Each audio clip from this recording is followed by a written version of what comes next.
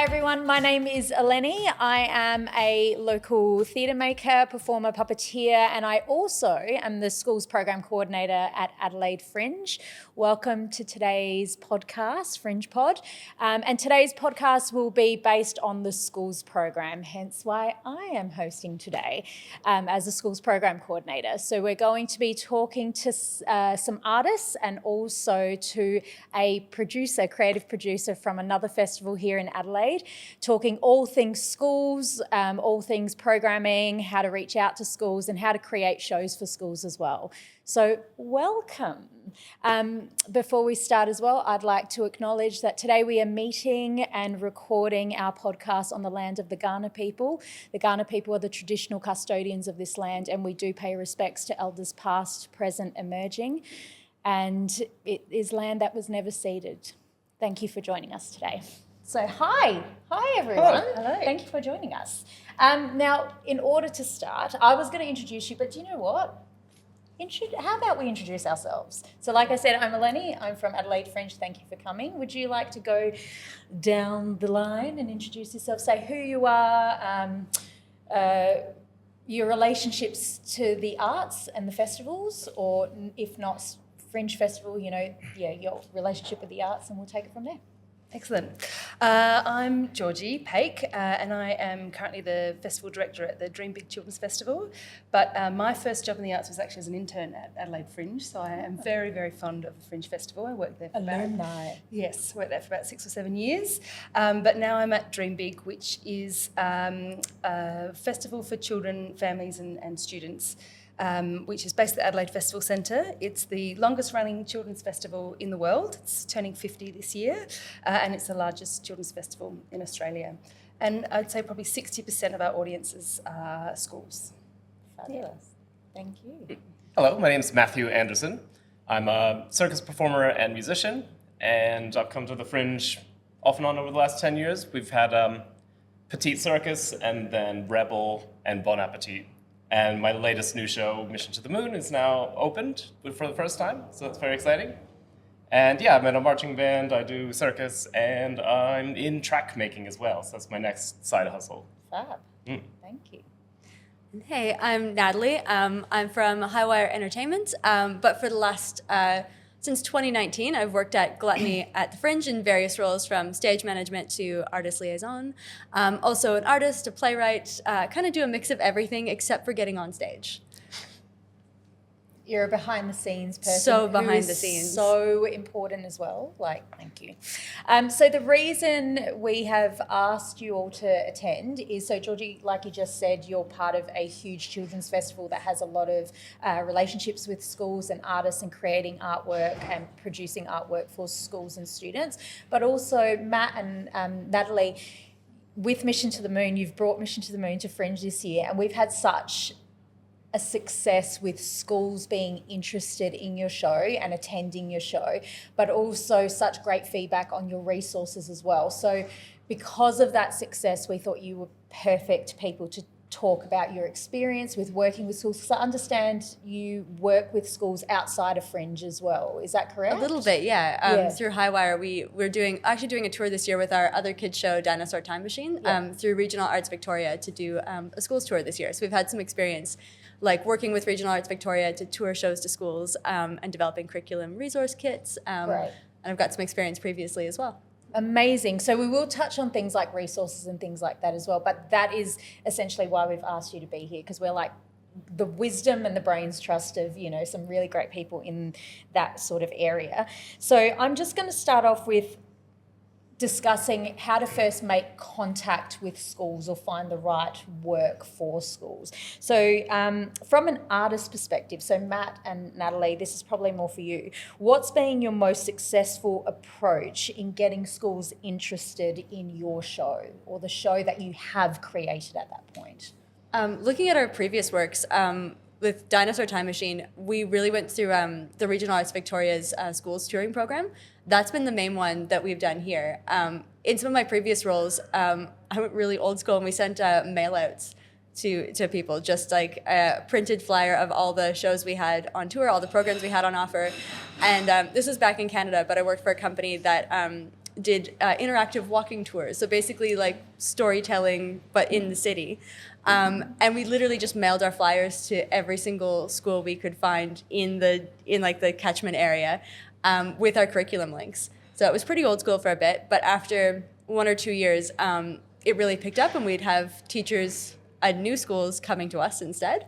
So you found that old school, using Yeah. that term you just used, that old school method successful in gaining the attention? Was for and the us interest? then, because we got past, like once we got to email schools, we get so many bounce backs of like, Yeah, of okay, course. we're not part of their email list, we're not allowed to email them.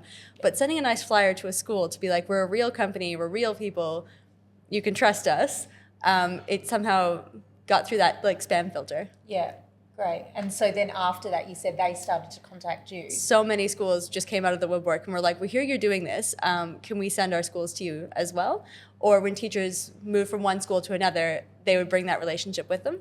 And I think that kind of approach is something I'm bringing into Highwire as well, because I'm just like, oh great, I know a teacher at this school. Here's a little flyer. Can you send this out to other teachers in your area? So then, so not just schools, how do you then approach, say, festivals or venues with your work to try and entice them to include you in their program? With Bon Appetit, which is a show that Matt was in last year, we went through Showcase Victoria. So do a lot of like showcase events and arts markets, and hooked up with a lot of venues there, had some great conversations, and we did some tours that ended up having like large workshop groups. Like I think you did one at Frankston Arts Center that had like 100 and something kids. Yeah, we did a few workshops for the kids through the week there, and that was really fun. We did some, I want to say it's Bunjil Place, or... You did Bunjil Place in 2021, because there that were was when we workshops there. had, yeah. That was really fun. That was when we had to move it suddenly outdoors because COVID was still a thing. Yep. So our indoor workshops became an outside in this beautiful amphitheater workshop. And we've had a lot of support from Portland as well, Portland Arts Center. Yeah. We did school shows over there. Great. Yeah. Yeah, awesome. And so, Georgie, from a programmer's perspective, what catches your eye when artists reach out to you with their shows? Well, I think maybe the first thing to think about is thinking about the teacher who is booking, or so sometimes it is a teacher booking for their specific class, sometimes it's a performing arts teacher who's booking for a whole bunch of classes at the same time. But particularly when we're talking about primary school aged children, I don't know what the case is everywhere else, but in South Australia, if you're a generalist primary school teacher, you get approximately 8 hours of arts training in your degree. So unless you're particularly passionate about the arts, you might not know a lot about it, you might not really know how to teach it, and even if you are a performing arts teacher who loves drama, you're also expected to teach dance and music, there's visual arts and media arts. So I think kind of thinking about the context of the teacher is really important. Okay. And making it as easy as possible for them to sort of understand what they can expect at the show. Sometimes it's also useful to think about what acceptable behaviour their students can do. So some teachers are really worried about bringing their students into a dark theatre and theatre etiquette, and can their kids be loud, and they do a real big talking to them beforehand. You're not allowed to move, you're not allowed to do anything. The shushing. So kids are just very quiet and they don't react, which is sometimes maybe appropriate, but often with a lot of kids shows you want that interactivity. Of course. And I don't program thinking about the curriculum per se, because I think any great kids show is going to naturally connect to the curriculum. But I think about when I'm watching a show that I'm thinking about programming, I watch the audience, the kids in the audience as well, and seeing how they're engaged. If I'm really loving the show, but the kids are really bored, then it's not the right fit. Some things, I feel like there's some shows that are great for presenters, and then there's some shows that are great for kids, and finding that right mix can be tricky. Great. And thinking about interactivity and participatory elements as well. At DreamBIG, about half of our program is workshops or installations or interactive, because a lot of the students that are coming in have never engaged in the arts before. They don't think of themselves inherently as creative. Yeah. So being able to empower them with the skills, but also the license to be creative is really important. Yeah, that is interesting, because what we've also found, so here in South Australia, we have our schools are actually given a category, a rating, I guess. Yes, So yeah. category 1 to 7, 7 being a school that has the most financial support and like. It's about socioeconomic, yeah. So if you're a category 1 to 2 school, it might be that you're regional. It might be that you have a lot of First Nation students. It might be that you have a lot of like a big migrant community. So it's about both the funding that the school receives, but also the context of the parents and the families. Yeah. So for a lot of families, in those, like we talk about category 1 to 4 schools as being those disadvantaged schools, that those families don't have the money to pay for a ticket, but often the big barrier for schools is actually the cost of the bus. Yeah, 100%. it can be, it can be 3 or 4 times the cost of tickets, and that can be the biggest barrier. Yeah, and so we have experienced that at Fringe, or I have experienced that speaking with teachers, because it's like, well, we have never been able to come to a show because we are too far out. And, if we do provide, we have an equity ticketing program that helps fund schools to come along and see some of these shows. And some of the schools that attended for Gluttony on the day last week that you were performing, some of those schools were funded with the program. But a lot of those schools haven't actually ever been to the theatre before. And so to have that first experience of the arts on the theatre, also just even coming into the city, I think is such a big thing, and such an incredible, just to see the joy and just their eyes light up is just great. So what you were saying before about a lot of that teaching of etiquette, but also breaking it down. There are workshops, there are different things to engage the kids in, which we've just also introduced workshops and incursions and things to schools as well. So great point there. Georgie,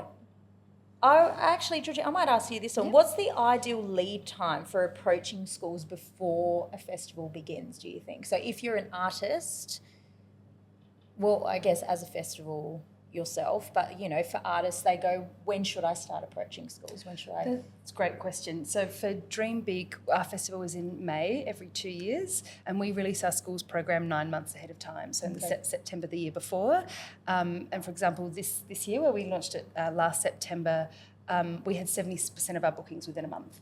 Wow. So I think schools, and we're still receiving some bookings now, but particularly if you're looking for a whole school where you're potentially going to a principal and you're wanting, 200 or 400 or whatever amount of kids to participate, schools, for budgetary reasons, are needing quite a long lead time.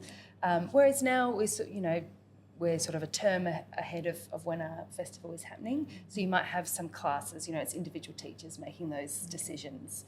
Yeah. So it really can vary, but a lot of schools need a lot of lead time because there's a lot of paperwork involved in terms of like the excursion form. They all have to do a risk assessment. They have to basically make the case to their leadership, their principal, why they should come, how it connects to what they're learning in the classroom, things like that. Okay. Yeah. And Matt and Natalie, you have performed. Have you performed incursions at schools in the past? Like where you go into a school at all, or is it always excursions, they come to you? Kind of a combo. So personally, I have done tours to schools with a different company, but we were like a regionally based company, and it was so much easier for us to go to them and then create a show that didn't have a whole lot of extra requirements. Matt actually had an idea when we were creating this, because with the last show, Bon Appetit, they did have a version where it was the full aerial show, and then they also had a version that was a ground-based show, and convincing the venues that we can cater to whatever you need was really important. Sure. So with this show, Matt specifically came at it, so maybe you can talk about that, about how to make it very accessible from the outset, so we could bring it to schools if anyone would like us to. Okay. Learned a lot of lessons from my previous shows. Yeah. So the Rebel, for instance, had 27 bags when we go through airports. So many instruments. We were music, circus, we had a whole band as well as all of our performing gear. Yeah. So I knew it had to be travelable and it had to move into any room and not need rigging or anything like that. So I was really careful about trying to design the show that it had 4 to 6 suitcases max, and that it was ground-based. We could fit just as well in a black box as we could a gymnasium or a field. So just trying to make it as tourable as possible and gearing it so that adults and children have a great time. Because if you aren't entertaining everyone, then, you have parents that are just like, I'm a bit bored, as you were saying before. Yeah. But yeah, making it so that we can potentially go to schools, just noting that cost of the buses is so prohibitive sometimes. Yeah. But if, versus taking like 40-some kids to a school versus 4 of them getting in a car and going somewhere, why don't we make it so we can be mobile? Yeah. Yeah, we've had a growth in incursions this year just because there's things like NatPlan, which is sort of been a bit because it's right in it, right? It's just moved this year to around that time. So for those who don't know what NatPlan is, it's a national sort of test. So it's all around Australia, and schools have to do this national test to see where students and schools align within their learning, I guess, and to see any gaps in their learning, and then they retest again at the end of the year or sometimes the beginning of the following year, so then they can learn what needs to be improved, what schools need extra support, things like that. And unfortunately, this year it's been smack bang sort of in the centre of Fringe. So as a result, a lot of schools have gone, we can't come to you, can shows come to us? So we have had that growth in incursions, and it sounds like it's going to be something that will have the challenge with next year. So we're going to be talking to artists about the potential of incursions, because there's been a real growth there. So a great feedback on things to consider as an artist with your show, because if you're taking it into schools, it does need to be easily I went to say travelable. That is so not a word. And adaptable. Adaptable. Just coming from like working as a stage manager tech, when you create a show to go into schools, I think it's a great thing to start from the beginning. As if you imagine you're just going to perform the show in regular fluorescent gym lights and learning how to project or like be really self-sufficient with your own tech, because most schools will not have like an in-house technician or the kind of like bells and whistles you would have walking into a venue. So just setting expectations from the beginning, like you're going to have an adventure experience with the school and with the kids, and you're not going to make the highest spec version of your show possible. That's a great adventure experience. And even I like that. Thinking about the fact that if you're a traveling trio that can do your own tech, that's just a different cost than having a trio and a tech going with you. So we were planning on being as self-sufficient as possible. It's not this iteration, but we will have the self-cueing, and we'll probably bring our own mics as well. Learning a lot from the busking community about how to cue your own sound and own lights and do everything at the exact same time. Those guys know how to run shows. I love it. So when creating work, how do you balance educational content and entertainment value in your performances? Because yours is it's a show about space. There's a whole heap of education going on, but kids were so engaged. So how do you do that? So I'm super passionate about space. I think Nat is too.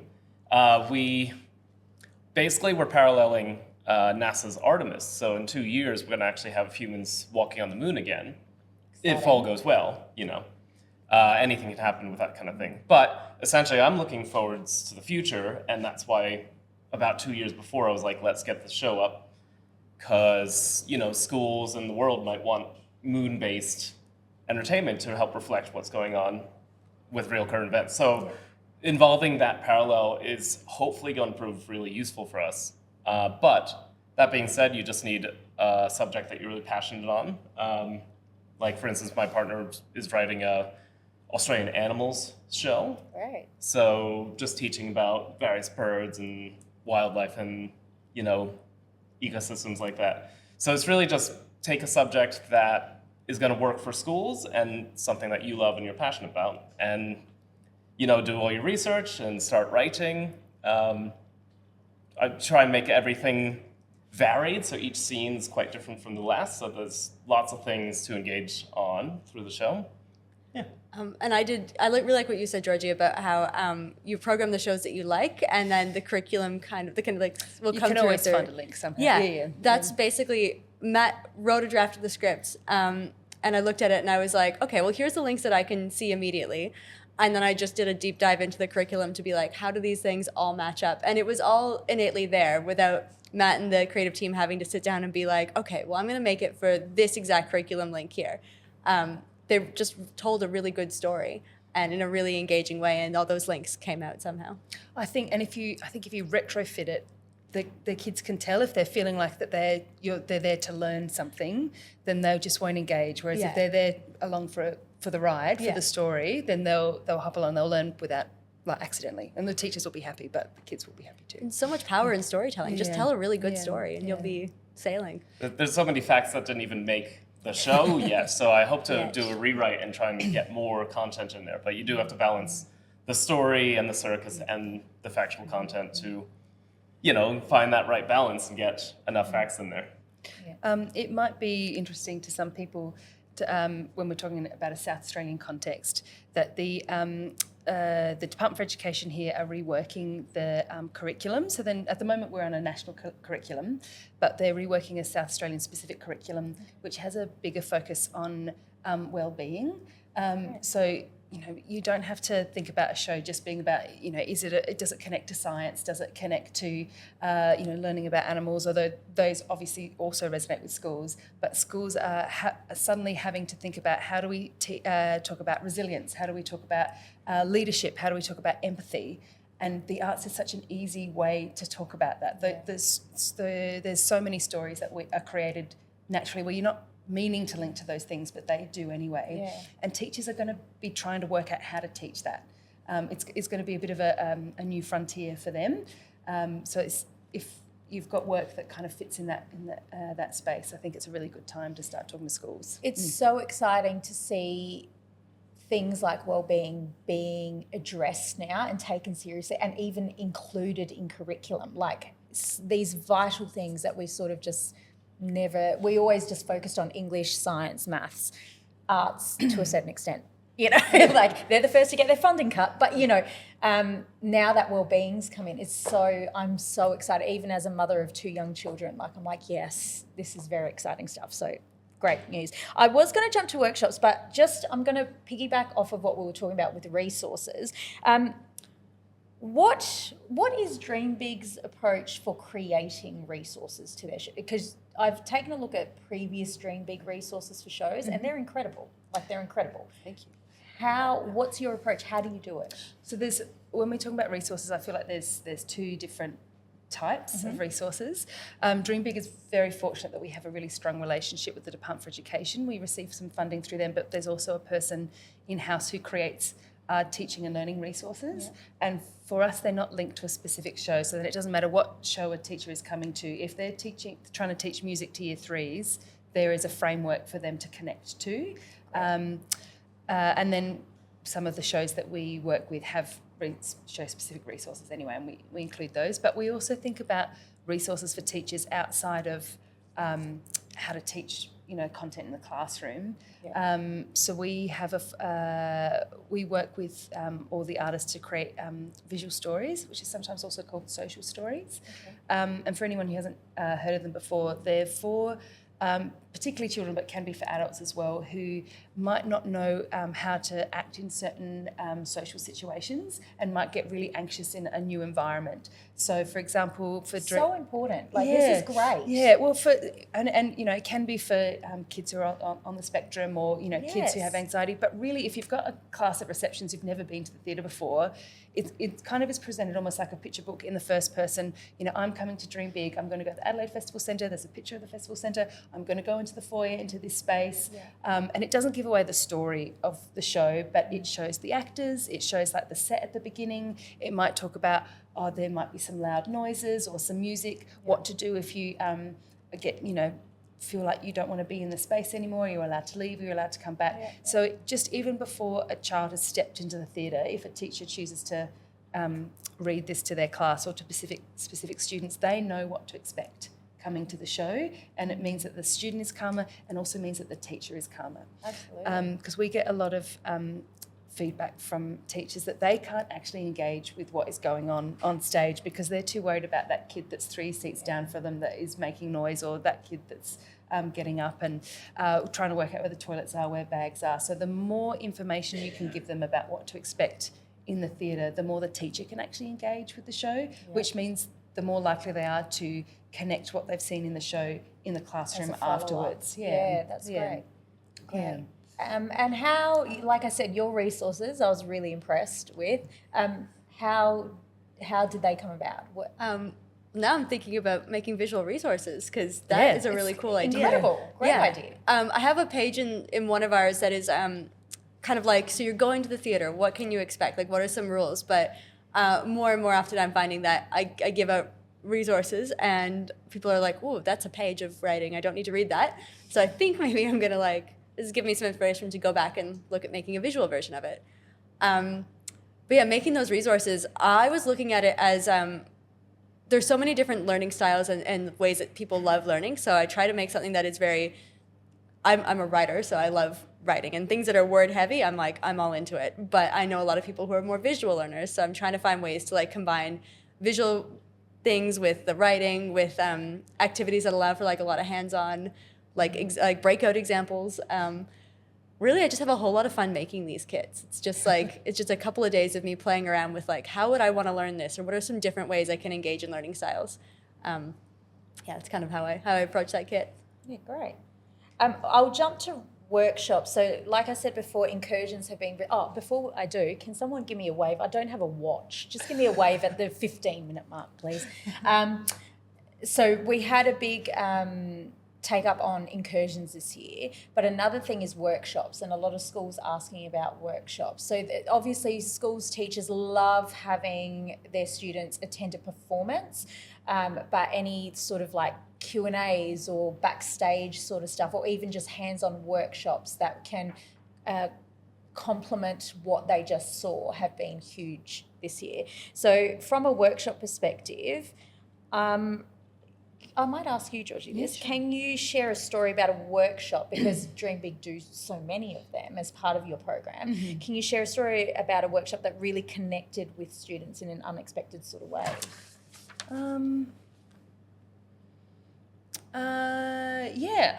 Last festival, for the 2023 festival, we did a workshop with Challa Gardens Primary School, which is quite a disadvantaged school and a huge migrant community. And we did a workshop with them called The Future of Toys, where they all brought in a toy that they no longer used, that they'd pull apart, and that they would recreate something new that we needed in the future to be exhibited in an exhibition. And we were working with an artist, Ben, and I think I saw the moment where the kids clicked in.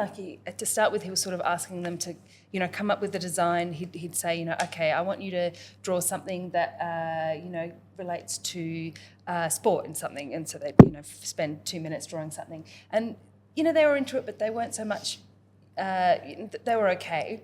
But as soon as he said, all right, I want you to create something that relates to culture, sharing culture, which as an adult I would have found quite hard to do. All of these kids, most of which English was their second language, that hadn't been in Australia that long, there was a light bulb moment, and they all knew it. They were all so connected to their culture, which was really beautiful. And so I think maybe, I don't know what the point of the story is, but maybe it's more that we underestimate kids often, and we're trying to dumb things down to make sure it's at their level, but actually we should be thinking about how to heighten and empower them to share their stories. Yeah, great. That's beautiful. And Challa Gardens have also been supported with equity this year as well. Yeah. And they're so excited and enthusiastic to get involved in the arts. So, Georgie, what are schools looking for in a show, and what common misconceptions do you think artists make when creating a show for schools?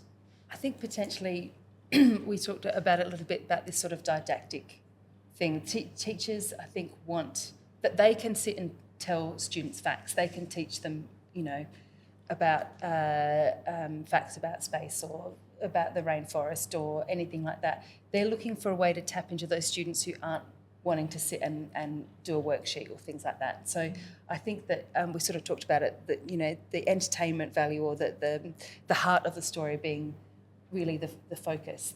And I think that there's also a misconception around the bang for buck kind of thing, that I see a lot of people be like, oh, well, I have to make a 60-minute show because, people will want value for money. But actually, particularly for younger kids, you want to make it 30 minutes maybe if it's like for reception year ones. Probably most of primary school, 45 minutes is enough. Like less is more, because as soon as it starts getting any longer than 45 minutes, the kids will just tune out. Yeah. So I would encourage you to be like, oh, you think you can't tell the story if it's less than 60 minutes?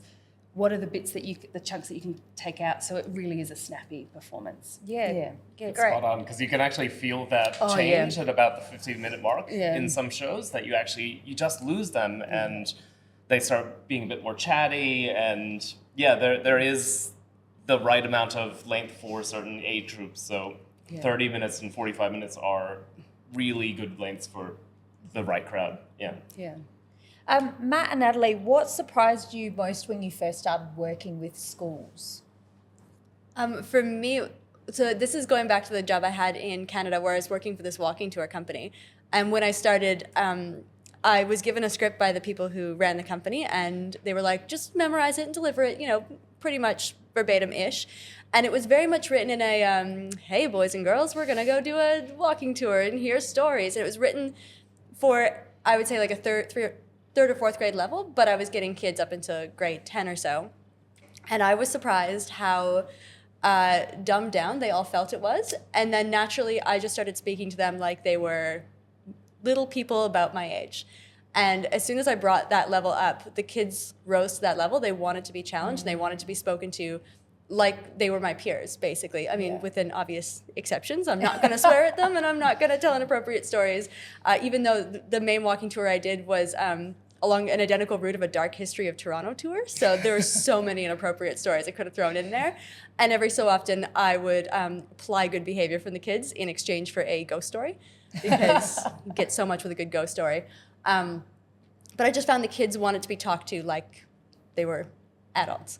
And I think I've brought that into all my other work. I don't want to create something that talks down to kids. I want to create something where the kids and I can meet in the same level. Yeah. And I think as well, think about you're not the teacher. That you're the fun adult. You're coming and bringing something really special to them, either by going to see a performance or coming into them. So they're naturally going to have an affinity for you once you've got them on board, that you can treat them kind of as peers. And I think that's such a beautiful way to approach it, rather than I have to teach something. You have to be quiet. I'm going to teach you something. To like, how can we all do this together? Yeah. And being the authority is never fun if you have to make kids be quiet. Like the teachers want to do that. The teachers have to do that anyway. They don't want to. Yeah. But if you kind of meet them on the same level, the kids are naturally going to be like, okay, great, we're having a conversation, we're having an adventure together, which means the teachers need to do less work of like behavioral control. So it just creates a much nicer like cultural for everybody in that room. Great. Sort of this touches on I think, Georgie, your last answer as well. So how do you handle the different needs of various groups within the same program? So we did talk about like the timing of your show. What other things can artists consider when creating work and thinking about the different needs of different age groups that will be attending? Sure. Before I was at DreamBIG, I was at Windmill Theatre Company, which is a children's theatre company in Adelaide, for a few years. And something they always talked about for that early primary, so up to sort of age 7, is the wiggle moment. That like, what is the moment that halfway through the show where the kids get up and they're asked to do something, whether it's a call and response, they're singing, or they're and that I think particularly for that younger age group, just we were talking about focus and things like that. That just kind of helps them be like, okay, I get my energy out. I have to do some dance moves or something, and then sit back down. Yeah. But I think something I find really interesting for DreamBIG is, even though you might program something for primary schools, so many secondary schools, I think it must be part of the curriculum that they learn about children's theatre, or the teacher sees something in it that connects to what they're trying to teach. So we have a lot of secondary school students coming to primary school age, which can be a really interesting dynamic if you've got 6-year-olds along with 15-year-olds, which can be challenging for a performer to kind of keep them all together. That's probably something that you guys encounter, I imagine. Just recently, Yeah. actually. Yeah. We had a group of grade 10 to 12s, I believe, who came to that see was the on show. Thursday because Yeah. they were doing that assessment Yeah. where it's Yeah. like how to create the differences between, say, a kid show, like a primary show compared to a high school show, and the differences. Yeah. That's such a cool assignment. I wish I took high school drama, and I wish that's something we had to do, because I think I would have known so much more about how to like express critical opinions. And like some of the kids walked out and they were like, oh, it was for little kids. But then one of them was saying like, but I could see how much those kids were enjoying it. Like you're learning some great critical evaluation skills that could be applied if you ever become an arts critic, for example. But can I just add to that? I was sitting directly in front of those older kids, and they were living in that moment. Like when the wiggling was happening, they were wiggling. Like it was great. So I think it's also really good for, especially that age range where they're very aware of, Their how peers. cool they are, their peers, their image. It's like an ego sort of development thing to have that moment of they've forgotten all that and they're just being silly, and then it's like having that fun and then going, oh mate, now we're back at it again. So it was actually really cool to watch. Great. And something I think about when I'm thinking about interactive or participatory work, think about that there's sort of three different, and this is for adults as well as kids, but there's three different types of audience members. If you're asking someone to participate in some way, there's those early adopters who are like jumping, yep, absolutely, I'll do whatever you ask me to do. There's the followers who'll be like, oh, well, someone else is doing it, so I can now, I'm going to jump in and do it as well. And then those kids that will stand back and they're still participating in their own way. So when you're doing an interactive work, think about how do we service all three of those, particularly those people that want to hang back and don't want to be in amongst the action, so they still feel like they're part of the experience as well. Because you don't want them to feel left behind. Yeah. Or like, oh, okay, they're just sitting there, I'm going to ignore them. Interestingly enough, it's really nice to have audience participation back in shows, because 2 years ago we actually had to drop it. Yeah. And we couldn't bring people or children on stage to do an element of the show. So it's really nice to have that element again. COVID, that word it's like Voldemort. We don't say that word. COVID be nasty. We've already, let's talk about pricing actually, because it is something that schools can have challenges with depending on funding. And also as a parent myself, I know the cost of everything, and it's like, another excursion, another lot of money. How do you price workshops and performances? I might throw this your way first. For schools specifically. I always throw those questions to the director of Highwire, who is much better at money and finances and budgets than I will ever be. Whenever I get that question, I'm always like, hey, Elle, how's it going? Can you tell me what you would do with this? Because I know schools do have like a very different budget than the theaters we're used to working with. So when we tour shows to theaters, I mean, obviously we're using Live Performing Arts Award rates, but when you translate that to schools, that is so far outside their price range. Yeah. So there was a school that contacted us, and we were super excited to try to see if we could make something work out. But with the way that we have to pay artists, we couldn't, if we lessened it to our budget to what could fit the school, we would basically be like, do you want to do a trip for free? Because we need to be sustainable. Exactly, right? yeah. So we need to find a balance somehow. I don't have a good answer for that, because money is scary for me. Well, at least the artist side of things is that we're trying to think more creatively about what are some parallel things that we can offer, because if we are going to some remote town or to another location, we want to not only have the show, but we want to have the workshops, we want to have Q&As, and then there's even more creative things that we can do. We can combine with like a stargazing experience, or we can run like an Apollo 13 or the Dish movie night, or a movie that's relevant to your content and stuff like that. So we try to have a few days worth of entertainment or related activities, so that Make it worthwhile. At least if we come out there, we have more things to offer than just the show. Yeah, I feel like there's one of those things it's not a perfect answer for yet. Yeah. And speaking on what you were speaking of, when I was at Windmill and did produced a lot of regional tours, I know that some regional towns get a little bit cross with this kind of fly-in, fly-out mentality. I'll come and do a show and that's it. So the more that you can entrench yourself in the community, run workshops, have community engagement in some way, the more that the whole community or the whole school will be on board, and then they're more likely to want you to come back as well. They're going to remember you, that you've kind of built this relationship with them. So it might mean future touring can happen as well. Yeah, we've had some artists sometimes connect with other artists, and then it's like 3 shows are visiting the same place over, say, 3 days, or and so then they will together put their funds together for marketing and whatnot to try and engage community, and it also helps with the cost of their show. Sometimes we've also had, so in a very remote area, where the school might only have 15 kids, we go, okay, well, what other schools are in a close-ish vicinity, 50 k's away, 100 k's away maybe, and we could bring them to a central spot. So then a lot of people can come and enjoy that as well. So instead of going, oh, sorry, your school's only 15 kids, we can't do it, see you later, let's try and get as many people in there as well. So I guess from an artist's perspective, my feedback would be, if you're looking at regional touring, to really think ahead and start working on where you're looking at going way in advance, and then trying to make some connections within community way before Fringe even starts. Yeah. So, great. How do you accommodate school? Oh no, we've just said that about budgets. So building relationships, because we've talked about building relationships with, say, communities, but also schools that then go, oh, we had you last year, we loved you, come back. How do you measure, how do you measure success beyond ticket sales when working with schools?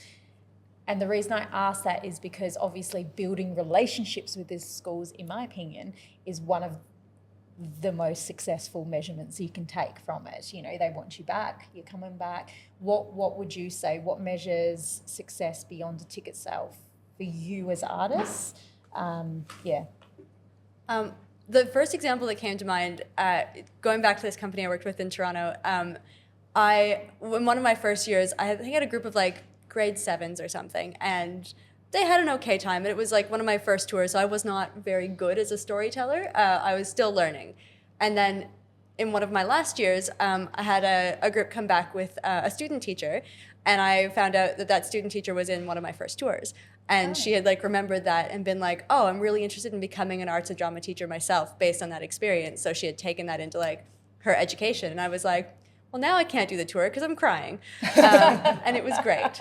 But I think like, seeing students remember the experiences that you've had with them, and like come back, like there was a couple kids that came to Bon Appetit a few times one year. They would just keep coming back with their parents and being like, I saw you last week, do you remember me? And I remember Jane in that show was like, of course I remember you. I don't know if she did, but she like built that relationship, and the kids felt really comfortable, and then they came back the next year. So just focusing on that relationship with the kids and like making them feel seen and special and heard and remembered, I think is. I've even had a kid say, "Oh, we saw you 2 years ago," and they remember. That's amazing. So, yeah, having that recurring relationship with schools and with people that remember you, and we almost want to have like alternate versions of the show so we can come back with another topic and have that same relationship. Mission to Mars. Yeah. But I think as well, when you're thinking about schools, that sometimes teachers would be happy to have the same, they have this kind of, there's like a reoccurring audience, isn't there? That, kids have graduated and then they've got a new class. So there is also the possibility of saying, oh, we're actually doing another tour. I know you've already taken this show, but that was 2 years ago. Are you interested in us bringing it to a whole new bunch of kids? Yeah. What feedback from schools have you received that's most changed your approach over time, in whether that be the show you're creating or the show you're programming, the style of show you include in your program? Something that we are exploring is, so DreamBIG gets a lot of funding, some funding, not a lot of funding, let's not get carried away. Some funding, and we obviously have to write acquittals. And what is really lovely is that we're now not just having to report on economic impact or stats about number of audience members, but we're starting to look at the social impact. And so we're asking questions on how do you report on social impact, because it is very hard to measure, right? That a kid came to dream big and then 10 years later they decided to become an artist, unless you have that one-on-one and track the kids for 10 years. So we're working with a social impact consultant for the first time on how do we get feedback from kids. Previously, we've only really, surveyed teachers and parents, but we're wanting sort of from the mouths of the kids themselves what they thought about performances. And so the way we've sort of gone about that is, what do we think the impact is, and write, some statements, and then asking kids, just, very short survey for them to pick what statements they think are true. And obviously it's, very shortly after the performance, we can't see long-term impact. Yeah. But that is the lovely thing about going back to the same schools again and again, and potentially interacting with these students multiple times, is that you may have ways to be able to sort of track how your impact on an individual student or on a class over multiple sessions. Yeah, great. And also a school and then community, right? Like it's just this, what's the effect of that? The ripple effect. The ripple effect, yeah. Did you have anything you wanted to add to, like feedback from schools, how that's changed your approach in creating work even? Actually, I think we were talking about Rebel earlier and how we had so much, and which wasn't a show for kids, it was a show for general audiences, but how we had so much gear we traveled with and so many technical and rigging requirements. And some of the feedback from venues that, because there was a few venues that did bring in school groups to come and see it as like a study of live music and circus at the same time. And their feedback was, if you ever came to the school, could you just make it a little bit simpler to tour? Which I think was fantastic feedback for future shows that are different than a live band with a circus show, because it's really it's written on the package exactly what you're getting there. You should know it's pretty complicated. But when we're making future shows, being able to, like as I was saying earlier, be adaptable to different spaces and different schools and get into more places. Okay. I'll only ask a couple more questions, and then if anyone in the audience has a question, we'll open it up. So how do you maintain relationships all year? Because Fringe, it's a moment, right? At the beginning of the year, bang, it's there. How do you maintain relationships with schools in what I call the off-season or all year round to try, and so then when next Fringe comes or next festival comes, because you've got an even bigger break, like it's every 4 years? Every 2 years. 2 years. Yeah. So, how do you maintain those relationships? It's a really tricky one, because you might have a relationship with a particular person at a school and they've moved on or they're no longer there. And that is, a tricky thing about, you saying, that you send the actual printed flyer rather than send an email, because at least someone will see it, whereas otherwise it might go into the ether of a teacher that doesn't teach anymore.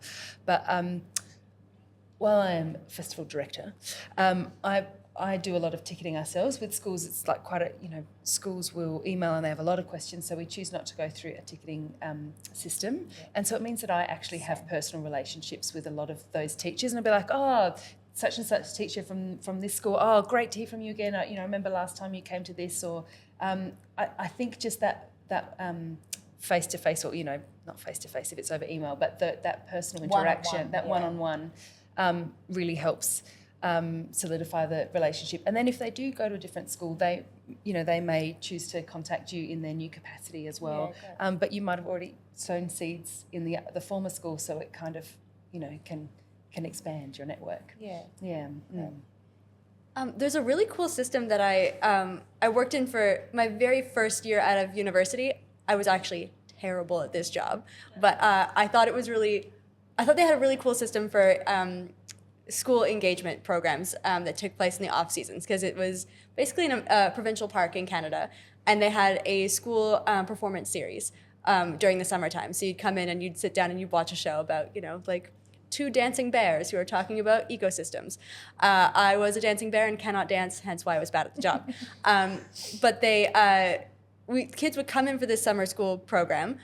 They'd see a show, they'd go away, but then we'd also have an option for 2 different incursions. One where they could come back to the park and then go on a little bit of like a trail tour with us, and one where we could go to the school. And most schools opted to do all 3 things. So we would go to their classroom, they would come to us and do like a bit of a hands-on activity, and then they would come see the show. So it was like, and it was spaced out throughout the year. So basically you'd have like a summer touch point, something in like the mid-fall and something in the winter when they come back to school after their holiday break.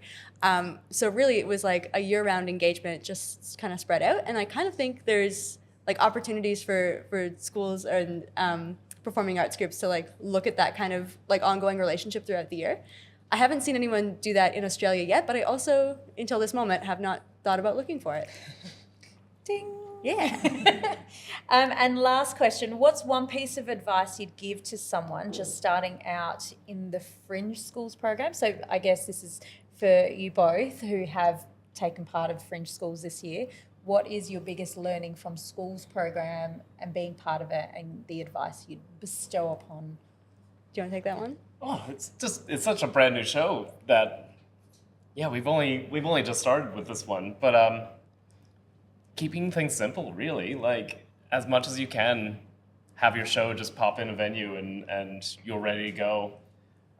You know, I think we could probably put a show up in an hour from opening the car door if we needed to. So, yeah, just keeping things simple and putting your hand up for it. Because I think there's I talked to a couple shows this year that were like Gluttony Schools Day. We had no idea that was a thing. And I think it was in an email somewhere where you could say, oh, I have a kids show, it's got educational content. So just making sure you're putting your hand up there and saying, I'm interested in this. And then also, like, you know, to stay an extra 10, 15 minutes and chat to all the staff and all the people and just establish that relationship and learn about their venue and what they're trying to do. And yeah, just have those conversations is really important. Is there anything you would add to that, Georgie, even though you're not in Fringe? No. But I just maybe the only thing I add is that teachers, particularly performing arts teachers, love interacting with artists. Like that is one of the great joys that they have of coming to the theatre. So finding ways to build relationship with teachers, and you know, even potentially offering like, you know, professional development workshops. So thinking about both things that will work in terms of workshop for kids, but also how you can service teachers who also want to learn what you have to offer. Yeah, great. Might be my piece of advice. We discussed support materials for before the show, so attending before the show. What about any resources or support to schools for after they've seen the performance? Who would like to comment on that? I don't mind, because I love making post-show like activities that can go back to classrooms.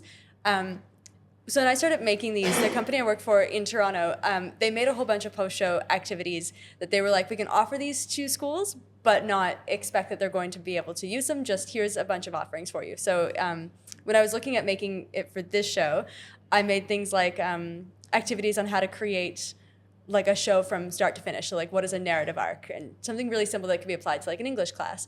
I also created like a glossary for all the space terms used during the show that kids may not know about. So it's just, here's like something that can be given to schools for kids to follow up on if they have extra interest.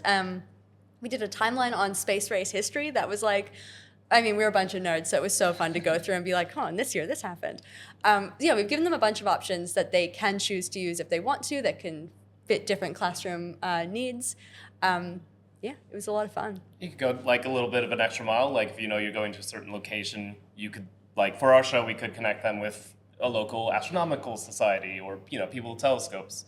Or, you know, if it was a nature-based show, you can have some parks or things that you can go to in the area. So you can try and think about what that town might do that involves your theme of your show. Yeah. Yeah, I think it's great to have like some post-show options. Are they printed or on the website or both?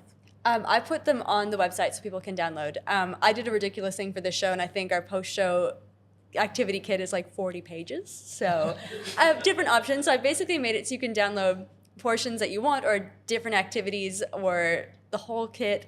So I didn't want to print that for everybody. But if people choose to, then it's available to download. And if you think about the timeline of when you want this available for teachers, I think if you're giving them a sheet at the end of the show is probably too late, because particularly if there's, you know, a school where they've got 3 classes at the same year level and all those classes are working together on the same content and, you know, looking at the same areas of the curriculum. I know that if you're making a new show at the time that you're you know, putting it into the Fringe guide, you might not know exactly what the show is. So that can be challenging. But the earlier you have that information available, the more likely the teacher is going to use it and embed it in the classroom afterwards. And I don't know in terms of confidentiality, whether Fringe gives the email addresses of teachers that are coming, but, potentially reaching out to them a couple of weeks or, even a month or so beforehand, we're saying, I also have these resources available. I think that's really useful. And in terms of like how much, it depends on, the age range of your show, but particularly when you're looking at, like, say, primary school, where they're a bit more generalist, where they're having to teach lots of things, we found that if you have something for those teachers that maybe a performing arts teacher, they're really comfortable that, it's almost like a quick explainer. They just kind of glance and be like, oh yeah, this gives me an idea. I don't need to read the whole, exactly how to do the activity. This has made me think of this and this. And they go off and do their own thing, which is awesome. And then there's some teachers that are really uncomfortable or don't know how to teach performing arts, or having like a more of a step-by-step guide is great. So kind of being able to cater to the full spectrum, which isn't always possible because it depends sort of what resources you have to create this, but thinking about both of those teachers. Yeah. Can I just ask, with DreamBIG, the resources, are they available on the website? Yes. So a teacher can go, right, I have booked, I'm looking into that show. I can jump on the website, look at that show, and the resources are already there, correct? Yeah, so we're in a very fortunate position where teaching and learning resources are created by the Department for Education. So they create both a printed guide that gets distributed to every school in South Australia, which really, gives us a stamp of approval in terms of, yes, the Education Department endorses DreamBIG, but then we have the PDF available to download on our website.